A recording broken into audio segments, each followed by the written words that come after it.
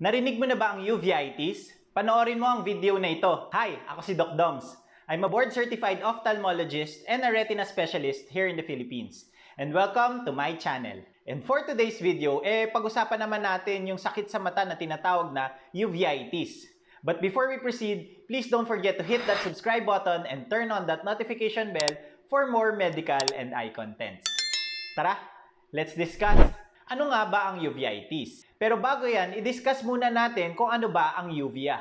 Ang uvea ang middle layer ng mata natin. Napapagitan ito ng pinakalabas na layer which is the sclera or yung puti ng eyeball natin at the innermost layer na tinatawag na retina. Meron itong tatlong parts. Yung pinakaharap na parte ay yung tinatawag na iris or yung nagbibigay ng kulay sa mga mata natin. Ito rin ang nagkokontrol ng amount ng ilaw na pumapasok sa loob ng mata natin.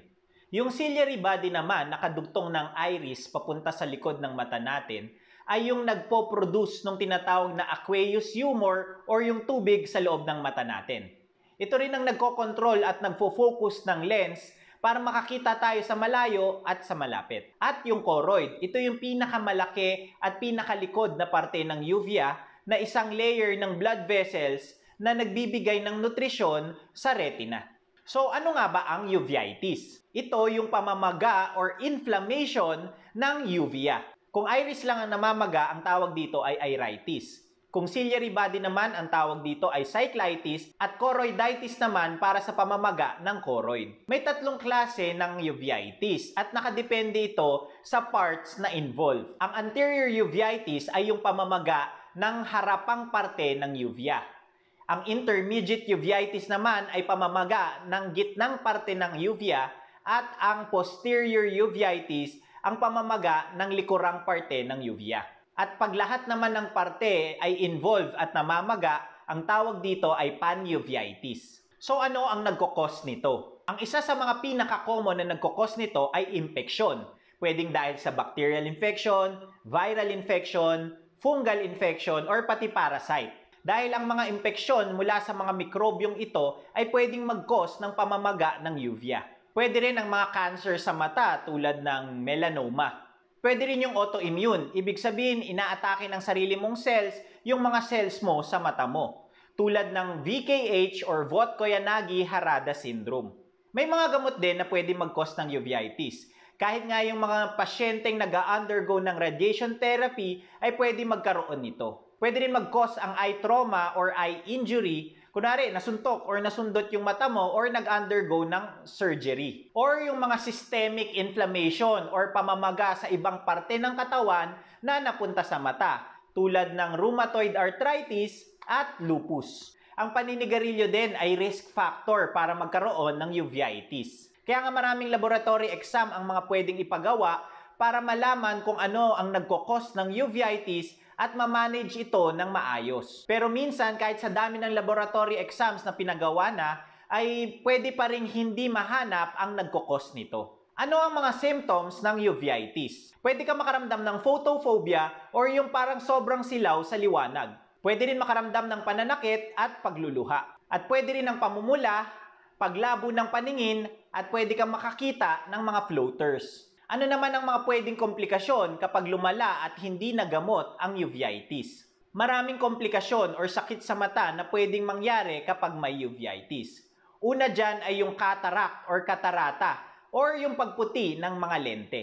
Pwede rin itong mag-cause ng glaucoma dahil sa pagbara or pagsara ng drainage or yung daanan ng tubig palabas ng mata na magkokos ng pagtaas ng pressure sa loob nito. Pwede rin ang retinal detachment dahil sa mga pagbabago sa choroid na nasa likod lamang ng retina. Pwede rin magkaroon ng pagdikit-dikit ng mga parte sa loob ng mata. At sa mga severe na cases ay pwede ka rin magkaroon ng tinatawag na phthisis bulbi or yung pagliit or shrinkage ng eyeball.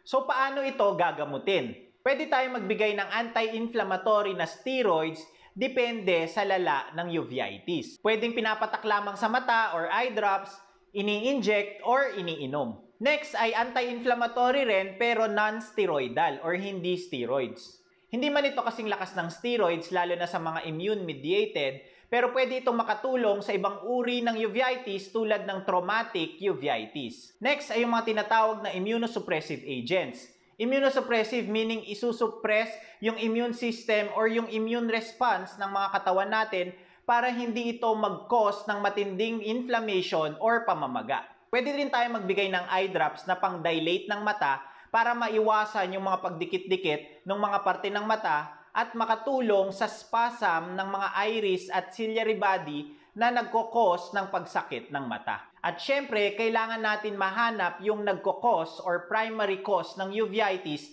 at kailangan ma-manage ito ng maayos. Dahil kung hindi makikita ang nagkokos ng uveitis, ay posibleng magpabalik-balik lamang ang problema sa mata. Importante rin na gamutin or i-prevent yung mga pwedeng complications ng uveitis tulad ng cataract, glaucoma, at retinal detachment na nakakabulag.